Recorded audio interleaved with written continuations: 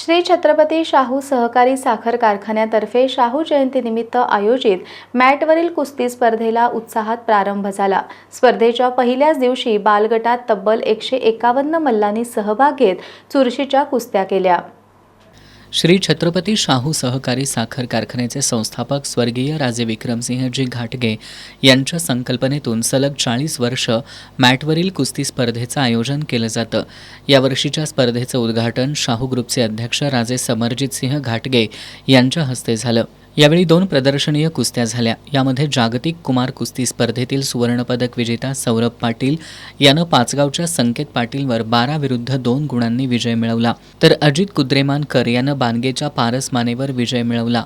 यावेळी शाहू कारखान्याचे उपाध्यक्ष अमरसिंह घोरपडे, ज्येष्ठ संचालक वीरकुमार पाटील यांच्यासह सर्व संचालक आणि कार्यकारी संचालक जितेंद्र चव्हाण यांच्यासह कुस्ती शौकीन उपस्थित होते।